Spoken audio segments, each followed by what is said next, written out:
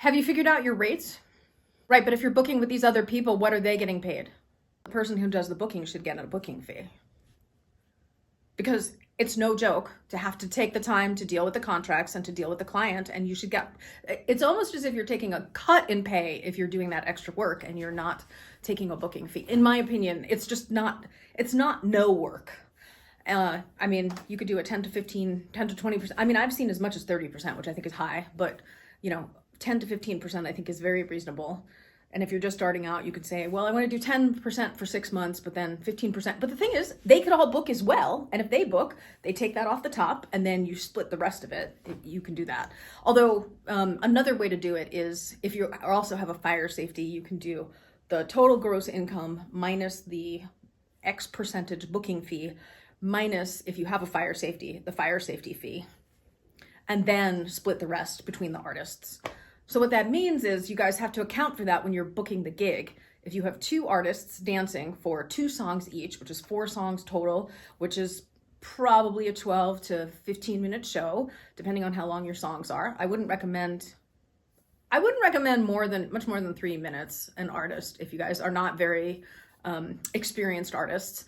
And if you're booking that and you're getting $150 per artist for the 2 songs, that's $300. Plus, you need to have on top of that whatever your booking fee is, and then on top of that, you need to have your safety person's fee as well. So you need all of that on top of it. And then I would also, if it were me and I was trying to be really cool about the whole thing, I would also make sure there was a fuel fee on top of that so that your fuel was covered, because fuel is not cheap.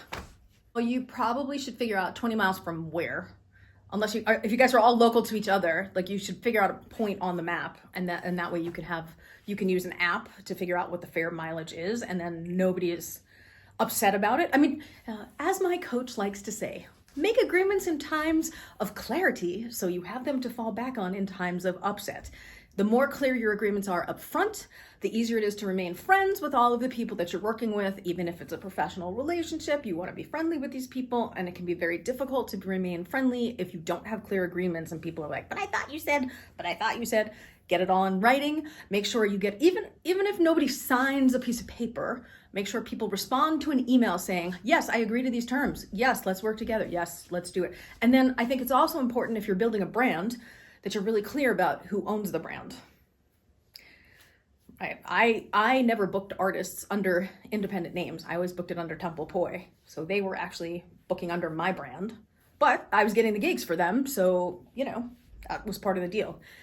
And if the brand is whatever your brand is, you want it so that you own the brand if someone leaves your troupe. Like if this is your troupe and you're spearheading it, you want to make sure you retain ownership of the intellectual property that you have managed, which at this point may not be very much because you're starting out, but as you build your brand and as you have more gigs, I mean, at some point in time, you might have a Yelp page. And if you have a Yelp page, then you have Yelp reviews. And if you have Yelp reviews, that's associated with your brand, not them as artists.